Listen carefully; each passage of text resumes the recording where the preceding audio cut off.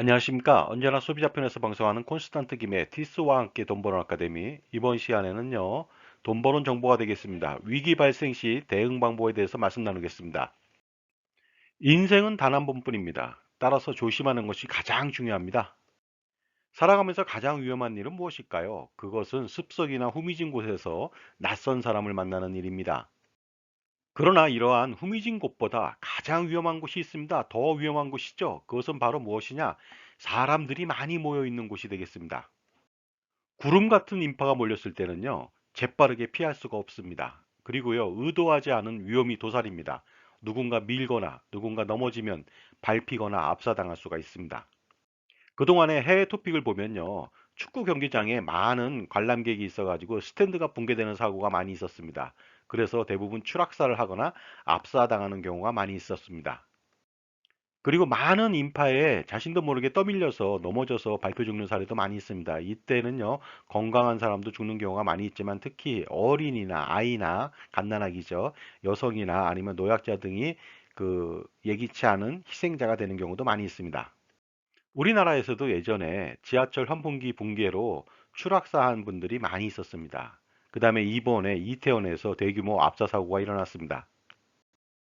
압사 사고를 당했을 때 사후 수습은 사실상 불가능하거나 비효율적입니다. 그러다 보니까 예방이 가장 중요하다고 볼 수가 있습니다.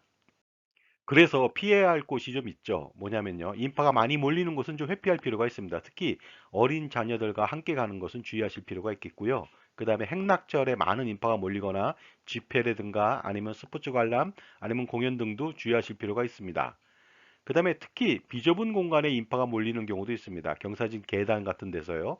지하철 환승하는 곳이라든가 지하철 계단 오르고 내릴 때도 굉장히 위험합니다. 저는 평상시에도 지하철에서의 압사 사고를 굉장히 우려하고 있습니다.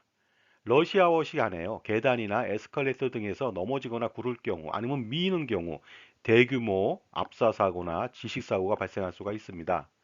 앞으로 발생 가능성이 가장 높은 지역들은 환승역이라든가 아니면 대규모로 많은 사람들이 타고 내리는 그곳이 아닐까 생각하니까 항상 주의할 필요가 있습니다. 그렇다면 확실한 예방책이 있을까요? 확실한 예방책은 없어도 주의하실 필요는 있는 것 같습니다. 예를 들어서 구름 인파 사이를 갈 때는요, 중앙으로 가지 마시고 좌우측 사이드에서 보행하시기 바랍니다. 계단에서도 마찬가지입니다. 좌우측 사이드, 특히 손잡이가 있는 곳으로 이동하시는 것이 좋습니다. 그 다음에 에스컬레이터 같은 경우 탑승하는 경우에는 반드시 손잡이를 잡고 이동하시기 바랍니다. 자, 지금까지 제 정보가 만족스러우셨다면요, 구독과 좋아요 부탁드리겠습니다. 그리고 특히 회원가입을 통해서 보다 다양한 혜택을 받아보시기 바랍니다. 감사합니다. 계속하겠습니다.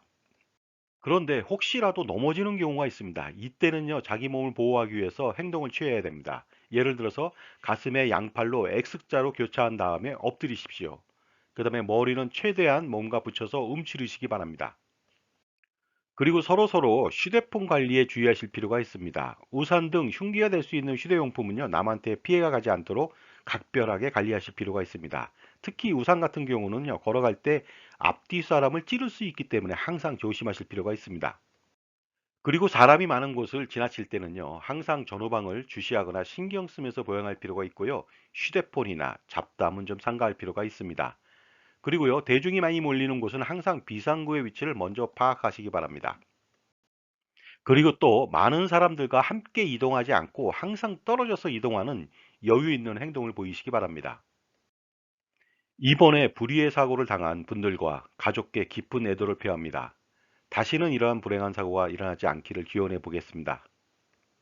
자, 지금까지 위기 발생 시 대응 방법에 대해서 말씀 나눴습니다. 감사합니다.